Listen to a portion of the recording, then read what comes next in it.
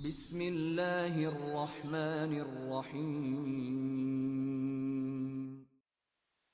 Assalamualaikum warahmatullahi wabarakatuh.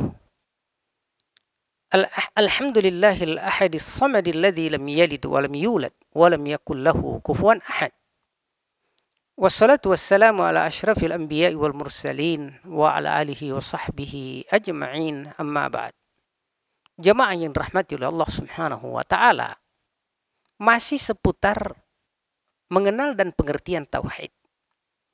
Dan kita sudah sebutkan bahwa tauhid adalah mengesahkan dan mengistimewakan Allah Subhanahu wa taala sebagai pelaku yang melakukan atau sebagai subjek yang melakukan segala hal di dunia akhirat ya, sebagai wujud kasih sayang dan ihsannya, kebaikan Allah Subhanahu wa taala kepada seluruh makhluknya.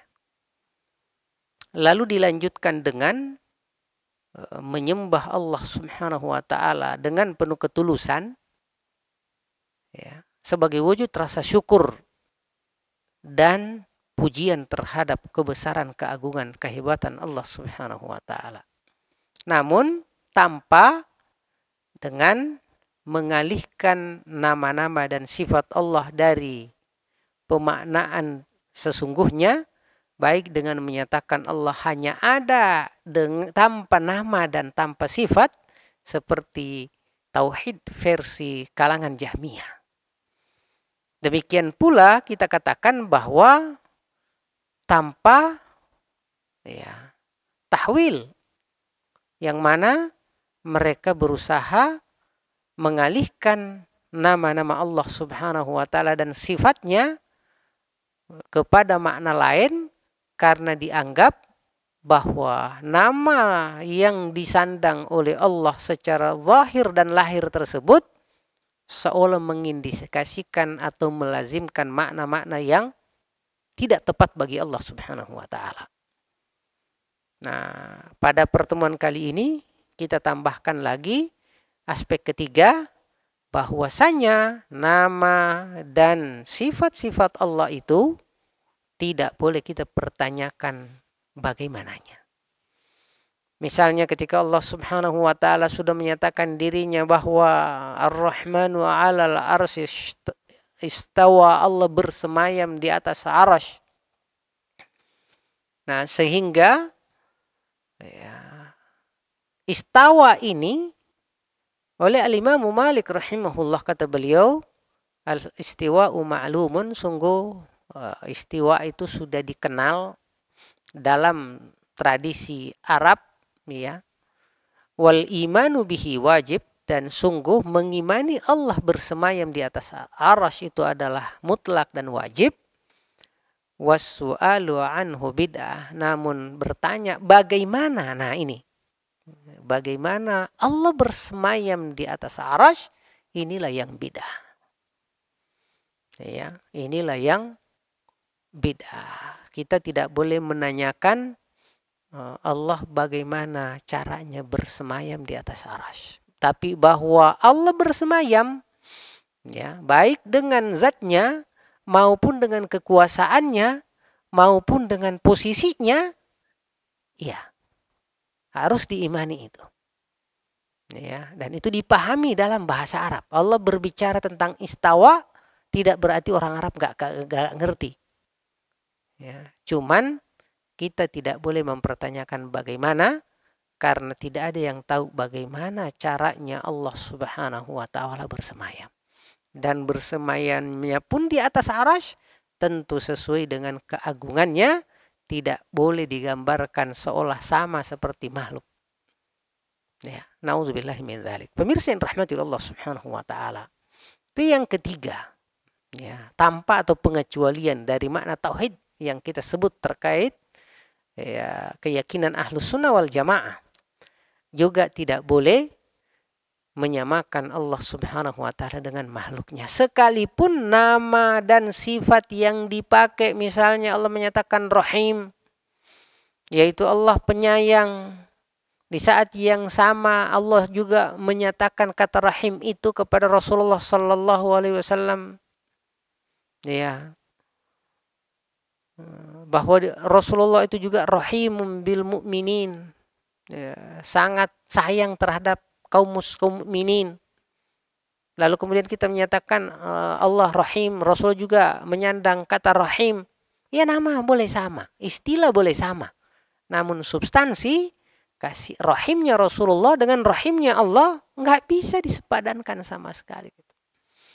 Ya, rahim Allah sesuai dengan keagungannya, dan kemudian rahimnya Rasulullah SAW sesuai dengan porsinya. Ya, makanya tidak boleh disamakan sama sekali, dan disamakan bahkan sekalipun oleh nalar kita nggak bakalan pernah sama di realitasnya, karena Allah sudah menyatakan tentang dirinya bahwa kul, katakanlah, huwallahu ahad, dialah Allah yang maha unik, maha esa, maha istimewa. Allahus samad, Allah juga mengatakan bahwa keistimewaannya salah satunya adalah Allah lah tempat bergantung segala sesuatu. Sebagai yang maha tergantung kepadanya segala sesuatu, berarti Allah Subhanahu wa ta'ala maha kaya. Ya. Maka sebagai konsekuensi daripada keesaan, keistimewaan, dan keunikan Allah Subhanahu wa ta'ala, lalu Allah kemudian nafikan lam yalid, bahwa Allah tidak butuh anak. Walam yulad, Allah enggak juga butuh kepada istri yang melahirkan anak untuknya. Ini sebagai pengokohan terhadap penegasan sebelumnya. Ya, sampai Allah katakan lam yalid walam yulad, Allah sama sekali, ya, walam yakul lahu kufuwan ahad, tidak ada yang serupa dengannya sama sekali. Ya, di situ disebut kufuwan. Ya. Nah, pemirsa yang rahmati Allah Subhanahu wa ta'ala. Bahkan di ayat yang lain yang juga sering terdengar terkait masalah ini, walaupun kul huwallahu ahad, Allahus samad, lam yalid walam yulad walam yakul lahu kufuwan ahad, itu yang kita pahami selama ini, sering bahkan kita hafal. Terkait dengan ini Allah juga menyatakan di surah Asy-Syura, Allah menyatakan tentang dirinya laisa kamitslihi syai', bahwa sungguh Allah tidak ada yang serumah dengannya apapun. Ya. Dialah yang maha esa, dialah yang maha unik, dialah yang maha istimewa. Wa huwas sami'ul basir. Dialah Allah yang maha sami', mendengar, maha basir, maha melihat. Ya. Dari ayat ini, kalangan ahlus sunnah wal jamaah mengambil sebuah rumusan ataupun sebuah kaidah, sebuah prinsip penting, bahwa ketika Allah Subhanahu wa ta'ala menafikan, meniadakan dari dirinya keburukan-keburukan, maka dia bersifat global, hanya menyatakan laisa kamitslihi syai'. Ya. Yaitu istilahnya an-nafyul mujmal, yaitu meniadakan keburukan, ya, dari dirinya dengan cara global, lalu kemudian al-itsbatul mufassal, menegaskan nama dan sifatnya secara detil dengan firman-Nya wa huwas sami', dialah Allah sebagai yang maha mendengar, al-basir, maha melihat, yang mana sami' maha mendengar, al-basir maha melihat, itu adalah sifat zatnya yang melekat pada diri Allah, di mana Allah selamanya melihat, selamanya mendengar, tidak pernah kemudian terpejam, tidak pernah kemudian tidak melihat, tidak pernah kemudian Allah Subhanahu wa ta'ala tidak mendengar, karena itu adalah sifat pribadinya yang melekat pada diri Allah Subhanahu wa ta'ala. Selamanya Allah mendengar, selamanya Allah melihat.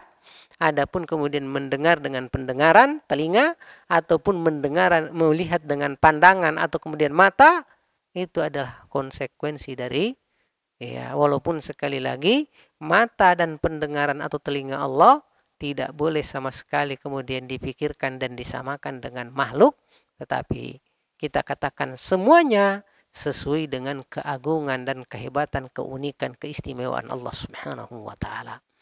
Pemirsa yang rahmati Allah Subhanahu wa ta'ala, semoga dengan penjelasan ini kita memiliki pemahaman yang baik bahwa sungguh tauhid versi Ahlus Sunnah wal Jamaah bahwasanya Allah itu adalah ada dengan nama dan sifatnya, dan nama dan sifat ini sebagaimana yang Rasulullah, sebagaimana Allah sendiri menegaskannya di Quran sebagai nama dan sifat yang disandangnya, demikian pula Rasulullah Sallallahu Alaihi Wasallam menegaskannya.